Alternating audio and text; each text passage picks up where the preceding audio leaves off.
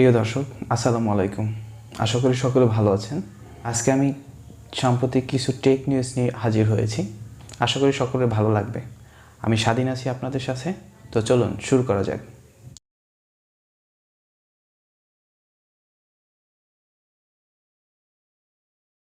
প্রথমে কথা বলবো স্যামসাং S23 আলট্রা নিয়ে। বেশি জুম এবং বড় ক্যামেরা নিয়ে স্যামসাং S23 আলট্রা বাজারে আসতে চলেছে। শোনা যাচ্ছে গ্যালাক্সি S23 আলট্রাতে থাকছে 200 মেগাপিক্সেলের ক্যামেরা, তবে মনে করা হচ্ছে এতে কোনো নতুন সেন্সর লাগানো থাকতে পারে, যা স্যামসাং আগেই বাজারে লঞ্চ করে ফেলেছে। এদিকে টিপস্টার আইস ইউনিভার্সের তথ্য বলেছে গ্যালাক্সি S23 আলট্রাতে থাকতে পারে 200 মেগাপিক্সেলের সেন্সর। যাই হোক না কেন, এই নতুন সেন্সর হতে পারে ISOCELL SP2। এটা সম্ভবত স্যামসাংয়ের আনা 3 নম্বর সেন্সর। স্যামসাং গ্যালাক্সি S23 আলট্রার সঙ্গে তার তৃতীয় 200 মেগাপিক্সেল সেন্সর প্রকাশ করতে পারে খবরে জানিয়েছে। ISOCELL SP1 নামে গত বছর প্রথম 200 মেগাপিক্সেল সেন্সর এনেছিল স্যামসাং। এবছর স্যামসাং ISOCELL SP3 নামে আরও একটি 200 মেগাপিক্সেল সেন্সর চালু করতে চলেছে, যেটি চলতি মাসেই বাজারে আসতে চলা স্যামসাংয়ের নতুন স্মার্টফোনের ফিচার হিসেবে থাকবে। সুতরাং 200 মেগাপিক্সেল পরবর্তী সেন্সর নাম হতে পারে ISOCELL SP2।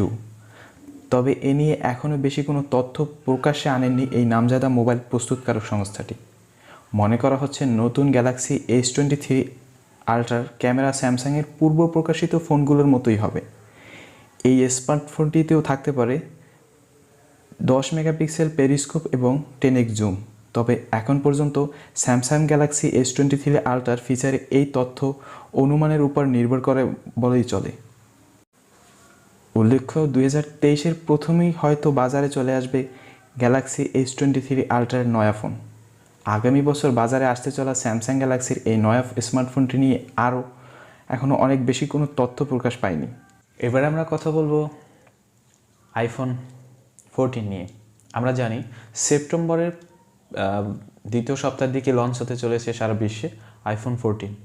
সো এই বিষয়ে আমাদের অনেক কৌতূহল থাকতে পারে যে আইফোন 14-এর মধ্যে কীরকম দাম হতে পারে বা আইফোন 14-এ কী কী নতুন ফিচার আসছে, সেই বিষয়ে আমরা এখন আলোচনা করব।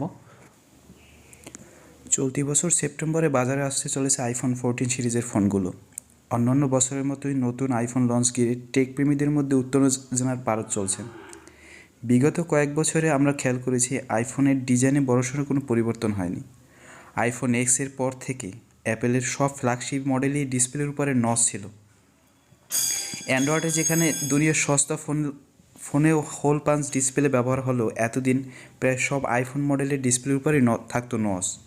তবে এবার সেই ছবি বদলাচ্ছে। চলতি সপ্তাহে আইফোন 14-এর সম্ভাব্য ছবি ইন্টারনেটে ফাঁস হয়েছে। সব ঠিক থাকলে 2022 সালের সেপ্টেম্বরে আইফোন 14 সিরিজের 4টি ফোন বাজারে আসছে। IPhone 14, iPhone 14 Max, iPhone 14 Pro, iPhone 14 Pro Max মডেলগুলি লঞ্চ হবে। তবে এবছর কোনো আইফোন 14 মিনি লঞ্চ হবে না। অনেকেই বলছেন আইফোন 12 এবং আইফোন 4-এর মিশ্রণে আইফোন 14-এর ডিজাইন করেছে কুপারটিনের কোম্পানিটি। সম্প্রতি প্রকাশিত রিপোর্টে জানানো হয়েছিল আইফোন 13-এর মতোই আইফোন 14 সিরিজে A15 বায়োনিক চিপ ব্যবহার হতে পারে। যদিও নতুন আইফোনের বিষয়ে এখনও মুখ খোলেনি অ্যাপেল।